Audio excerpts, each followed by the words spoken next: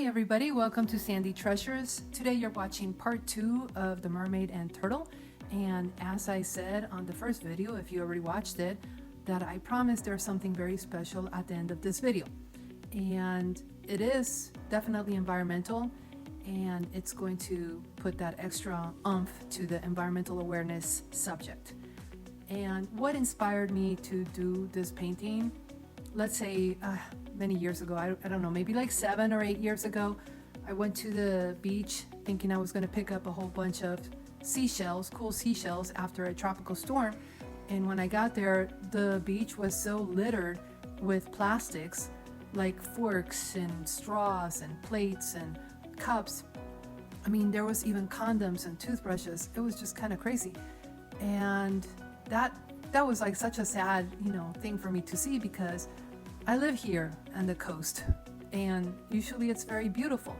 And to know that, the storm had picked up all this garbage and washed it to shore, well, I ended up picking up everything that I could, filling my plastic bags with garbage instead of seashells, and that was okay. I was very happy that I was of service to our beautiful beaches. But it was also amazing to see how many people were just standing there and just watching, and they did not do anything. They were like, I guess it was beneath them or something to pick up some garbage that maybe they had a part of it, because we all have a part of it, directly or indirectly. Anyway, it's very sad to know how all of these things ended up in the ocean, and our sea life gets compromised because of all the garbage in the ocean. So I'm okay by picking up the garbage that we see after our tropical storms, and I hope that you guys get inspired for this too. All right, so let's talk a little bit about this painting that I have here, which it was a very fun project. How did I start it? Well, I knew I wanted to do a mermaid and sea turtle.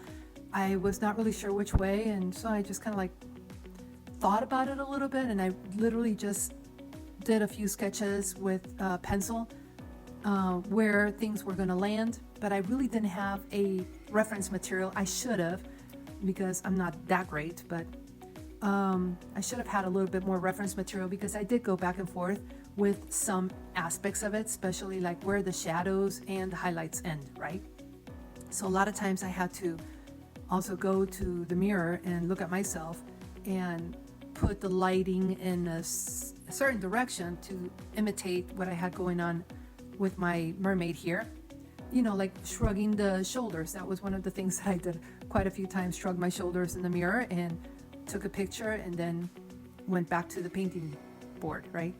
And also, like, I wanted to see my collarbone, how does it do, or how does it look when I do the shrugging of the shoulders. And what I have on the painting board really is an exaggeration. It's like this beautiful face that I'm painting right here. I wish I was that beautiful. I used my own face to guide me a little bit for reference, but everything I made it, of course, way more beautiful, just because that's how I like it. So anyway, when it comes to painting mermaids, I am all in. I love it. Love the subject. I don't think I can get tired of this, especially that I live here in Florida, and I think there's a lot of mermaid lovers like myself. And by the way, maybe you guys are intrigued about what is my way of, or what is my approach to making my mermaids more beautiful. And I can tell you, it's exaggerating features. Like I was talking about exaggerating my collarbone, like how everything is way more exaggerated, but that's my style. I like it. The hands are probably a little bit more, like the fingers are longer and the palms are longer, and the eyes are bigger. The nose, I like to kind of make it a little bit smaller normally, and the lips. And of course, I like those bedroom eyes. That to me also is very important when it comes to painting my mermaids. And usually my approach, another aspect of my approach, is also to do a nice base coat on all the skin tones and find the medium tone, basically, to go pretty much everywhere. And then I come back and I start dropping my shadows and my highlights And of course, when that is all done, when I figure all my highlights and all my shadows, then I can go ahead and start putting a little rouge on the cheeks and a little lipstick on the lips and stuff like that. But making sure that it doesn't look so flat, because that can be, one of the tendencies for me at least, because a lot of times I don't have the perfect reference. Like maybe I looked at myself in the mirror, maybe I looked at a couple pictures or something, but it's not an exact person. But I also have many years of like doing oil portraits and stuff like that, so I feel comfortable pulling it off. But is it better to have a reference? Yeah, I think it's better to have a reference. I can still do my style if I have a reference. Let's say I use a certain model and I can go ahead and exaggerate her features, elongate her arms, and make her hair more flowy, more whatever, whatever I want to do. So I think that when I do paintings like this without reference per se, it does make it to where I go back and forth on shading and highlighting. So that's where I kind of like get a little complicated and confused. And at the same time, doing the face is the most interesting part for me. For whatever reason, I just love it. When I get caught into that portion of the entire painting, I'm just like so focused and so interested. I mean, I'm interested in everything else, don't get me wrong, but the face there's something special about doing faces to me versus other aspects of a painting. Let's say doing a blouse, any object, it could be a bottle or something, that it's captivating and, in its way, but unlike the face is just, it gets all of my attention and I can stay on it for a while. So that's my tendency right there. And that's actually kind of a secret of how to find your own style, right? So what is your tendency when you're doing things? I would say if you have a certain tendency of making your faces a little round and the eyes little, or whatever it is, your tendency, let's say like, what's the name of this painter in Colombia? Obregon. He did all his characters like very heavy and small beady eyes, and he became very famous for doing his style the way he does it.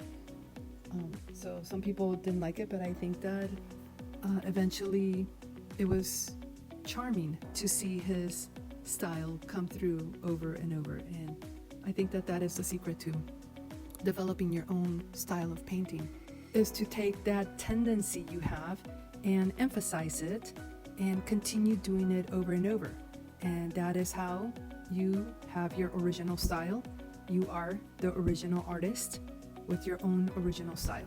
And another aspect that I like to point out when painting is to stay with the project and finish it all the way, because a lot of times we get a little frustrated on how it's looking. The outcome is not reaching our expectation by whatever, and we abandon the project and we let it just go down the drain, start over, or never continue to paint again. So those things, I would say that was one of the biggest lessons I learned in tattooing. When I tattooed, there was always that shitty stage of the tattoo, and I had to learn how to say that just like that when people would ask me in the middle of a tattoo, or I just got started. Let's say it was like a 3-hour session, and people 20 minutes later they would say like, how is it going? I'm like, oh, it's going. And then 20 minutes later, how's it looking? Oh, it's looking pretty shitty. And they would be a little startled, like, what do you mean it's looking shitty? Well, yeah, every piece of art has that shitty stage, right? So they would allow me to just go ahead and finish it and continue doing my thing, and also I would relax a little bit more too. So I even say that to myself, even to this day. There's a shitty stage right now. You're looking at a shitty stage on the painting that I have going on right there. So the hair was like, oh my god, this is just not happening. It looked like a Medusa helmet or something. But you stay with the program and you continue to work it, and just remember, it's only paint, right? So how bad can it be if you have to start all over again? Hopefully you don't have to start all over again, but just continue painting and making sure. For me, one of the things that I have to check myself a lot is not to overdo it. it's, I'm training myself actually lately to try to underdo it instead of overdoing it. Which it brings back my point about having some kind of reference material to start with. Here I was winging it, basically. I wanted that hair to kind of like look like it's rolling in the front, but it was just, at this point, it's just not happening. But I continued to do it, and I knew that if I had too much hair, if it was too thick, if it was occupying too much, then I could always come back with the background color and do some of that in between some of the hair strands or so to give it a little bit more of the lightness, because at this point it's looking really heavy and really thick. And another thing about doing oil paintings is that there's some textures that you can achieve that makes things a little bit more pliable, more movable, less, mixing or whatever. In this case, what I'm talking about is I lay down the base on the hair and then I let it get tacky, and then I come back, you saw me do the eyebrows, and then I came back to the hair. And by then, just in a matter of minutes, this combination of linseed oil and oils gives me a certain texture that it's easier to move the paint around and makes things, a lot more fun to play with. And because I didn't have an exact reference and I was winging it, I did all this work with the hair, and in a moment you're going to see how I basically did not like how it was going, and I ended up painting and restructuring for a little while, and then I did the same thing a little bit more down the road. So definitely having the right reference saves you a lot of time and a lot of aggravation. So in this case, you see how I'm just totally redirecting the hair in a different way. And then a little bit later down the road, I do the same thing all over again because I'm not liking the way it's looking. So have your reference material. That would save you a lot of time and effort. And for this very reason of like where I'm not really sure what to do with the hair, my next video on doing a mermaid and manatee, I did a little bit more planning, and I ended up doing the whole thing first on Procreate because I didn't have the exact posture or the exact model for my mermaid hugging the manatee. So I ended up doing the whole thing on Procreate, and although it took me a while, but it's worth it because at least you have more guidance. And I did end up doing the hair completely different than what it was on my Procreate model, but it was much better, as far as like the time that I ended up spending on doing this whole project. So in the future, I plan on having a lot more plans or planned out projects, so that way I'm not changing my mind and trying to recreate things. And I'm sure that you guys appreciate like watching other people's mistakes because you would learn also what not to do, right? Actually, that would be an interesting thing to hear. What's your take on the comments? How do you feel about watching other people make mistakes on videos? Let me know. And of course, I hope that you are enjoying the content, and leave me a like, subscribe, and hit the notifications. You know how that helps us get the algorithm to where we're exposed a little bit more in front of you guys. And it takes a lot of work to do one of these videos, not only painting, but I also edit my own videos, and that's another day or two just doing the edits for my videos. So I do appreciate you guys helping me out. It doesn't cost you anything, right, to give a like, and support your YouTuber that way. So I appreciate that. Thank you guys. And as you see, I'm finally made up my mind with how the hair is going to be, and I'm starting to do like little strands of hair because I have all my bulk base color in. So now I'm doing just little hair strands, little definitions, and I'm also getting some of the color of the background in between strands, so it looks like my hair is kind of naturally light and a little bit fluffier and a little, not so heavy, right? So that's why I'm applying some of those background colors into the hair, so it looks like you can see right through. Because at this point I had like 3 layers of hair, so sometimes you just got to do what you got to do, make your little corrections like that. It's only paint, 1 layer on top of another layer. So whatever I have to do to make it work, I'll go ahead and do it. And once I have that part figured out, I also start applying like a mask of the lighter portion of the top background. You know, the top background is like a very light blue, it's almost white, and I'm applying like a whole see-through translucent mask over the top portion of the hair, because I want some of that hair to appear to be a little bit in the distance. So then I come back and I clean up some of that wash that I did on top of the hair. I clean up with my brush that is just been dipped into mineral spirits but not soaking wet, you know, so I basically dab it a little bit in the paper towel, and then I come back and I start cleaning up some of the mask that I did, but I leave some with the mask because I want some hairs to have that illusion of being further behind. And despite the fact that I had worked so much on the hair and I did like 3 layers of hair, all of a sudden things start to look a little bit lighter, you know, not so heavy, and I'm starting to like my painting a lot more. And I do a similar thing with the eyebrows. When I think my eyebrows are a little bit too heavy, I come back with skin tone and I do some little strokes in the eyebrows, so that way it appears to be a lot lighter. And on the hair, for it to look a little bit more dimensional, I did apply a little bit of a darker brown at the top part of her forehead, and I blended into her forehead a little bit before I started doing some more of the strands of hair onto her forehead. And now it's all about, you know, continuing to do all the little details, you know, the highlights, and making sure that things are looking a little bit tidier, because at this point I'm about to put some eyelashes on my girl, and you want to have, you know, everything look as good as you can so you don't have to come and correct it later. So there goes my eyelashes, and she's starting to look pretty dolled up. And as you can see, I do some very conservative strokes first, and then I come back in between and I start throwing some eyelashes to be a little bit longer for a more natural look. And then I go back into making sure everything else is nice and tidy, because at this point I'm ready to play with my turtle again. And my approach with him again was find the mid-tone and basically lay it all over.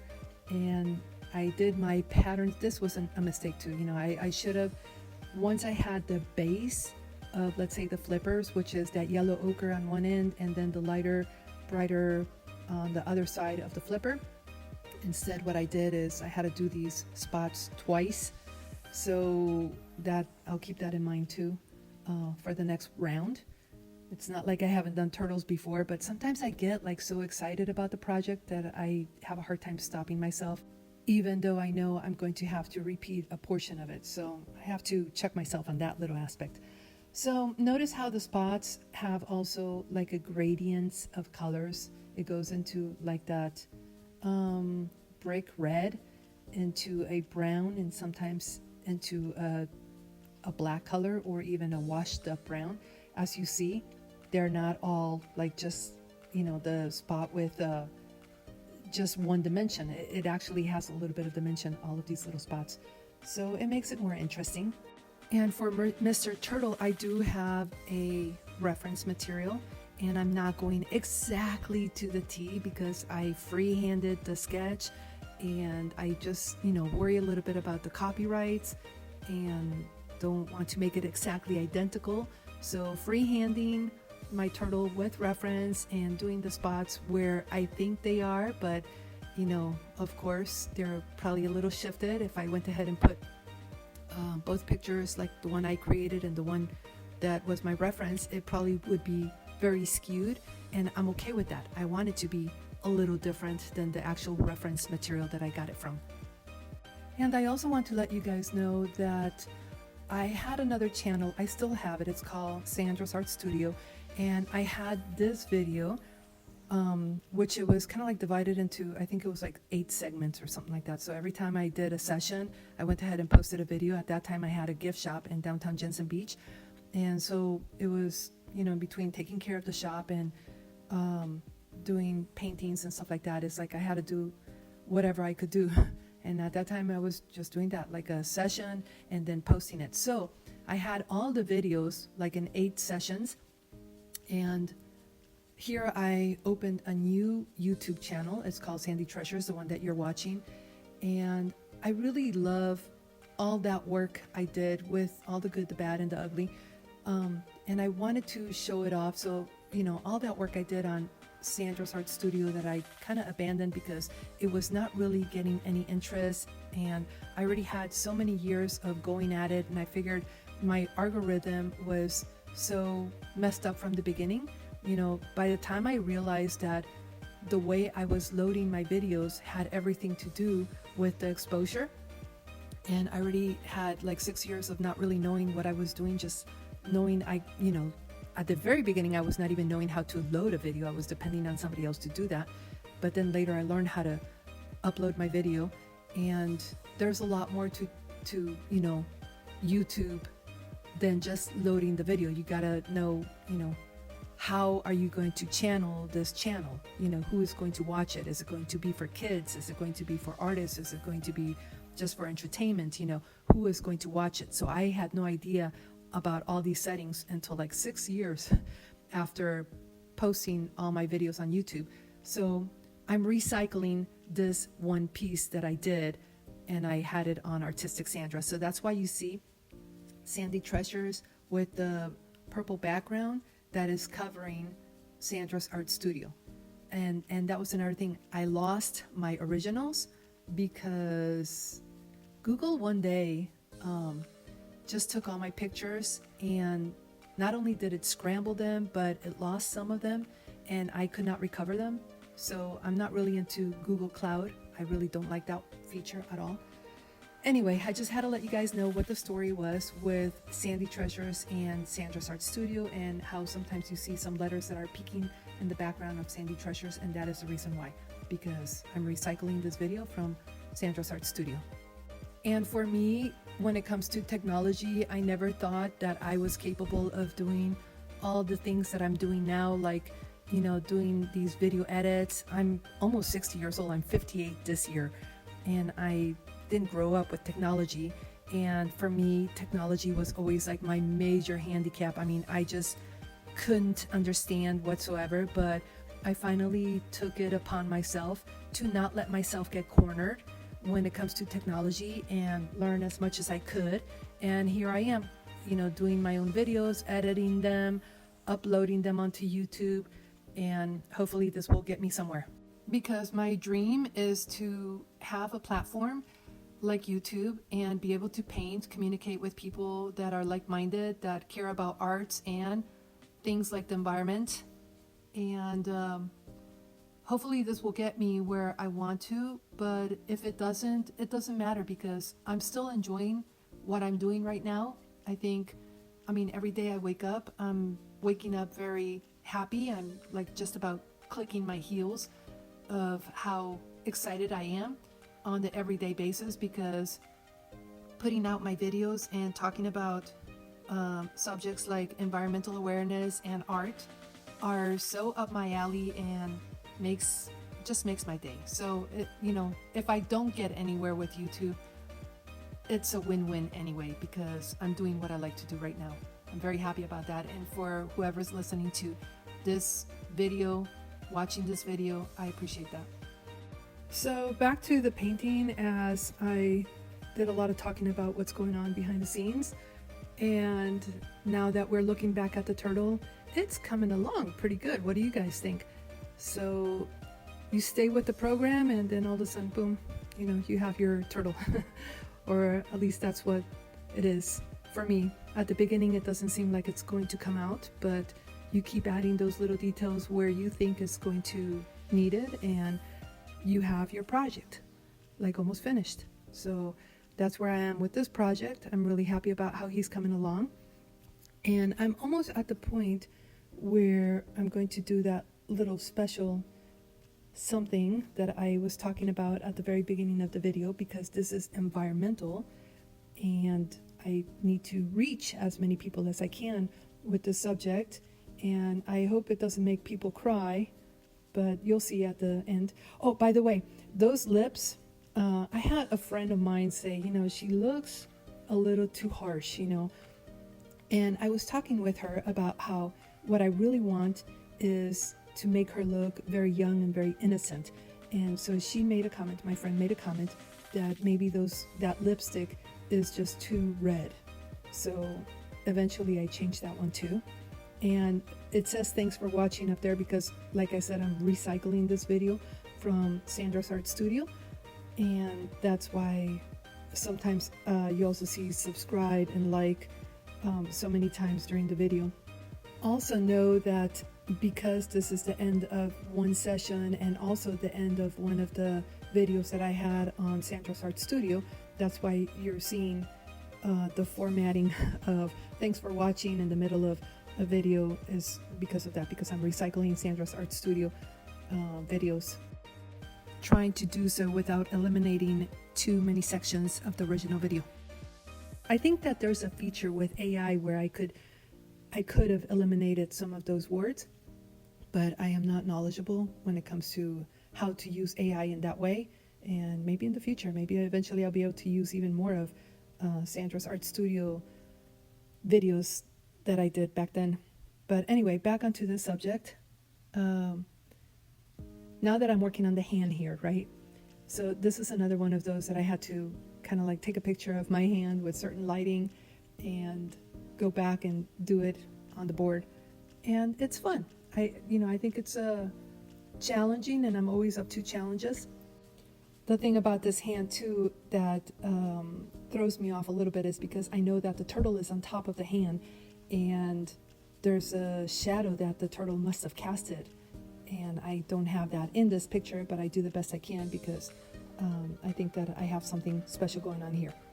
And I'm done with that part, and here I go back again into the face. And remember, we were talking about how harsh the lipstick was according to my friend, and I agreed with that. So I wanted to turn her into where she had more natural color on her lips instead of that harsh I mean, I love it, I love red for lips, but she's a mermaid and she's young, and I want to have more of a natural look.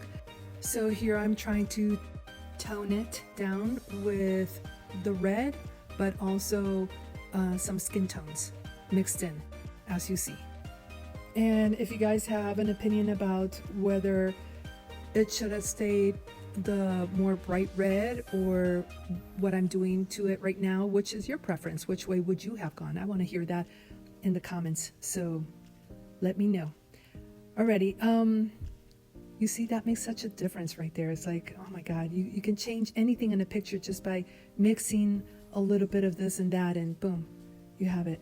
Now that line that I'm doing on the very top of the lip is kind of like the reflection that we get from the light. And I know it's super exaggerated, but in a moment I'm going to knock it down a little bit.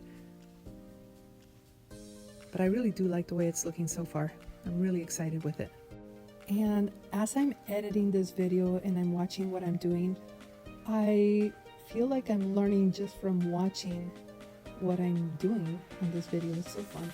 I can watch videos like this forever. I guess it's, my favorite thing to do, paint.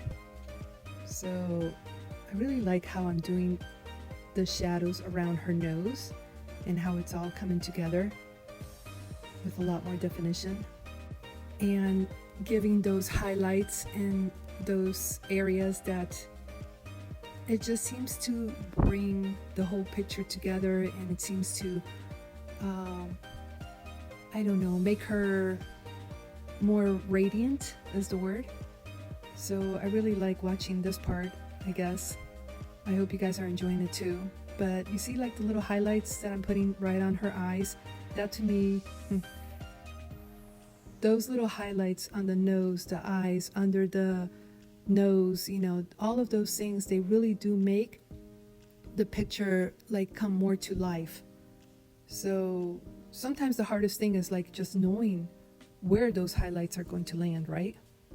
And because the painting at this time is dry, a lot of times what I have to do is just put a very light coat of not just linseed oil, but mixed in with mineral spirits. So that way it's not too heavy and not too thick, and not to where just mineral spirits alone is not a good idea to get the canvas wet and moving, because Mineral spirits is a solvent, and by just applying mineral spirits on top, sometimes I feel like it just dries the oil too fast. So I'd rather mix it with just a little bit of that linseed oil instead of it being all by itself. No mineral spirits by itself, just mixed in with a little bit of linseed oil, and you should be fine.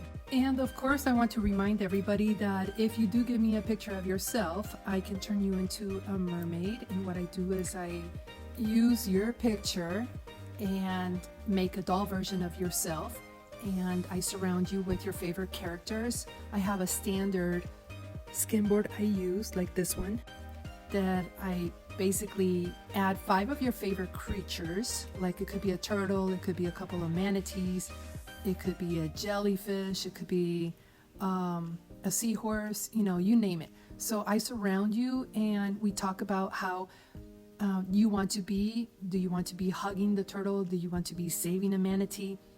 So all of those details, I write it down, and then I do my thing. And of course, you get update pictures on the regular basis. It only takes me like a week or 2, depending on what I got going on. But yeah, if you want to do something like this for yourself or for somebody special in your life. Recently, I did one of a mermaid. A lady turned her into a mermaid riding a seahorse, and that was a lot of fun. And the person that commissioned me to do this was the mother of the subject. So the daughter was very surprised, and she sent me a picture with her receiving the skin board with her art. So I was very happy to see her get it. And that was very sweet from the mother. And now that I am more involved with the environmental awareness aspect, if it has an environmental awareness touch, then I will definitely give 20% of the proceeds to the Manatee Center is what I'm pledging right now. So what is an environmental aspect? It could be where you are saving a turtle from some plastic, or maybe there's a plastic bottle floating around, or there's a message, some kind of environmental awareness message to the picture. That would be, in my book, an environmental awareness aspect to the painting, and I will give 20% to Manatee Center, like I mentioned. So back to the painting here, I'm doing final touches on the Mr. Turtle. He's looking pretty handsome. I love the colors. At the beginning, it didn't look like it was going to turn out this way, but you stay with the project and all of a sudden it starts to magically appear. I also want to let you guys know that I will put some of the materials that I use on the description. And as of right now, no, I'm not getting any commissions from Amazon. That's who I'm using at the moment. But eventually the name of the game would be to get some affiliate marketing commissions through Amazon. And that will help me support this channel. So now here we are going on to the environmental aspect of this painting right here. And I missed the very first segment because sometimes you get so into the painting that you don't realize what the camera is actually shooting. But this is the environmental aspect that I was, sometimes I question myself, whether I should put it there because I don't want people to have a bad reaction to it. And I think that the mermaid removing the 6-pack from the turtle is a good thing, but I've had some people say, oh, why would you put that aspect onto the painting? It was so beautiful. Why did you have to put some plastic on it? And I think that sometimes we need to put plastic on paintings in a certain way to put more awareness out there. I think it really is a big deal. I mean, I was watching the other day how Guatemala has some rivers and some ocean areas where are so, they have so much litter, and they continue to throw it. I don't know what is up with these people. How come they don't realize that this is, polluting our waters, and it just gets carried on to spread all over the world? So there's good companies out there that are actually cleaning our oceans, and There are some people that are doing it on a very individual basis. Like I saw this guy, Four Oceans, I think it's called, and thumbs up to him. Oh my goodness, he was doing a great job at removing some of the trash that, you know, people were littering. Like consciously, they were just going and littering. Even as he was trying to pick up the garbage on some of these videos, I was like so annoyed with that. But yeah, we have a lot of plastics on our oceans, and we need to put some more awareness out there. I also plan to join more associations. Right now I'm teaming up with Manatee Center, and I'm doing the first event with them. It's called Nature Fest, and the first one is going to be on February 22nd of 2025, right before me posting this video. I hope you guys are aware of it, and I hope that you guys make it over there and say hi to me. That would be awesome. And as I'm coming to the end of this video, I just want to say thank you so much for watching this video from the bottom of my heart, and I hope that you guys join me for the next one. And leave in the comments how you like this video, and of course I take suggestions to heart, so let me know. Alrighty, I hope I see you guys on the next one. Bye.